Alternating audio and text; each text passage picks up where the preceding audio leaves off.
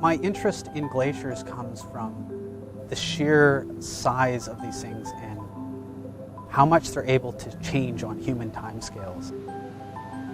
And so the amount of mass and energy being transferred by glaciers around the globe is tremendous. It's an absolutely fascinating thing to study from space.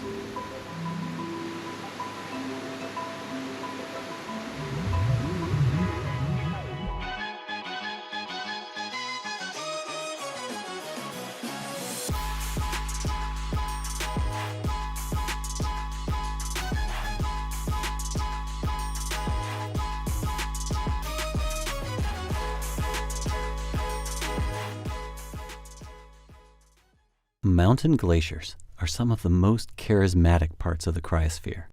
Some might cling to the edges of cliffs at higher elevations, then lay bare and flat in a broad plain, looking cracked and weathered like elephant skin, before tumbling thousands of feet toward the sea and terminating in a dramatic calving front.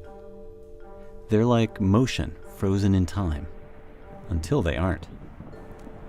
They tell a story about the distant past and yet are incredibly responsive to the present. You can understand why they'd be captivating to all of us, and especially cryospheric scientists.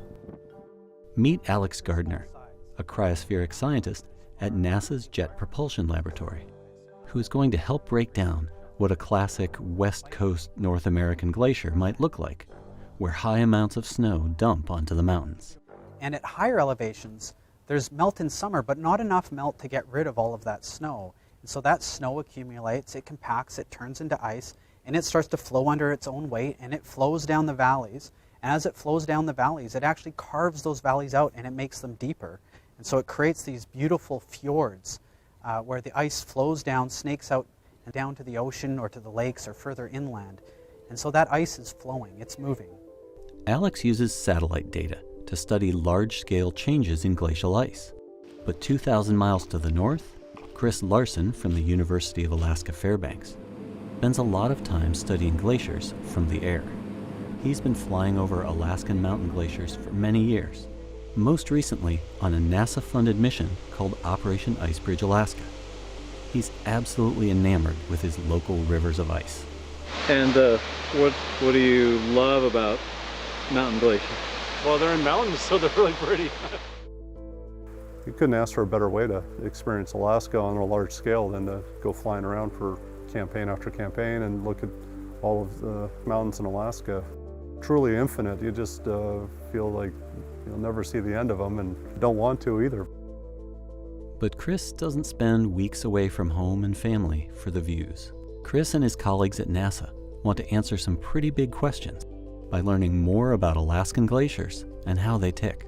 You know, why does NASA care about these? Well, they actually disproportionately contribute a large amount to sea level rise.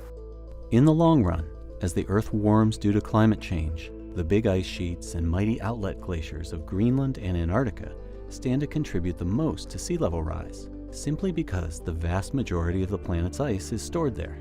But currently, it's the world's smaller mountain glaciers in comparatively warmer places like Alaska and Patagonia that are contributing about 1/3 of all inputs to sea level rise, even though they account for only 1% of the world's ice.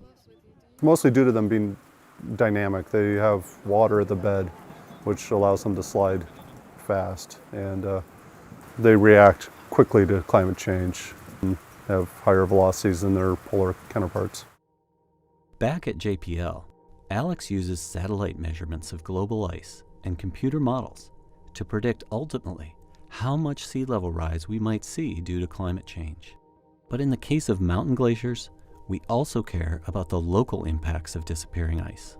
When we think of changes in ice sheets, we typically think of just what is the consequence for sea level rise and the future evolution of the ice sheets. But glaciers in other regions, like high mountain Asia, Alaska, the European Alps, these are places where changes in runoff matters to stream flows. In places like high mountain Asia, you have a lot of glaciers that feed the streams that flow down to populated regions. And that runoff becomes significant for water resources, irrigation, and agriculture.